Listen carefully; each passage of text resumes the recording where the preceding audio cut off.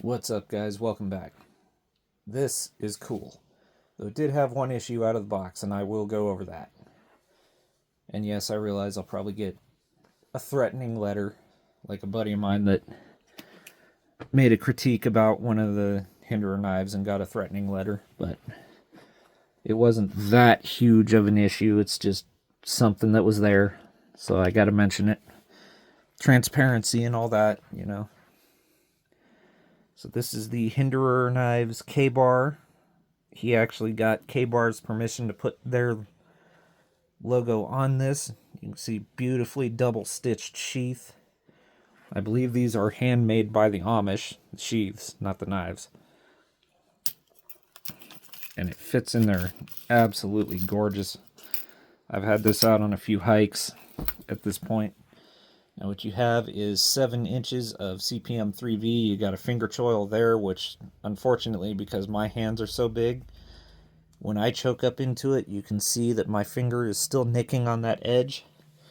So I kind of have to do it like this. But you can see, basically, it takes the K-Bar design and makes it full tang. Adds some micarta handles and metal bolsters instead of just that cross guard. So I've done a little bit of light carving with this. Cut up a little bit of food with it. Opened some packages, that kind of thing. I haven't done any real heavy work with it. But I can tell you, being CPM 3V, this thing will take whatever I do to it. Now, on to the issue it had. When I pulled it out of the box, I noticed a little bit of rattle, and what it was is this pommel was loose. But thank God, it just takes a T8 screw back there. Tighten that down. Sorry, for some reason I'm like burping out of nowhere. But you tighten that down, and that's gone. So it's just, for some reason, that loosened up. It's okay, I tightened it back down. If it loosens up again, I'll put some Loctite on it. Yeah, you can see it's got that very K-Bar-esque look to it. Matter of fact, let me pull my K-Bar MK2 fighting knife out to put next to it here. You can see they both got that 7-inch blade. This, where that blank spot is on the tang, makes use of that, puts choil in. You can see that cross guard is much thicker because it's part of the knife. Got the full tang going out the back with that pommel screwed in instead of just basically pinned in. Got polymer handle on this, got micarta on this. Now this spine is rounded, so you're not striking a ferro rod ever with it. But the nice thing is, right here in this choil, there's a little bit of a 90, so you can use that. I haven't done it yet, but it feels like it would be usable. And you can also see, if I bring these two up close here, that there's a little bit more of a buoy type sweep on that clip point versus the K-Bar MK2. But other than that, these two are very clearly related.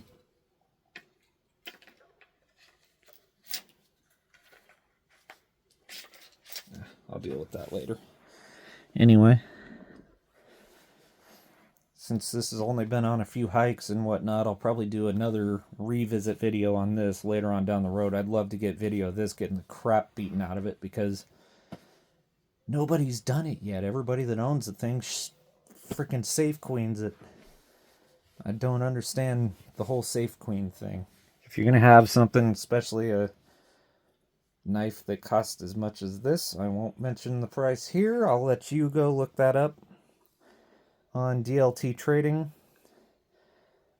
I'm just going to say this was not freaking cheap. I could buy a whole lot of this for what I paid for that.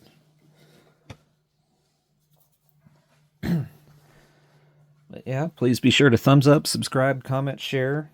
Definitely subscribe because, like I said, next time I'm out hiking and have the wife with me, I'm going to take this with me and have her film me beating the living crap out of it.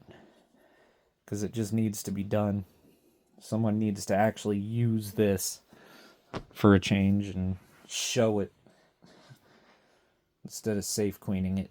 I mean, this thing's so clean it almost looks like it hasn't done anything because, again, it's only been on a few hikes and not done a whole hell of a lot of work, and it cleans up beautifully so far.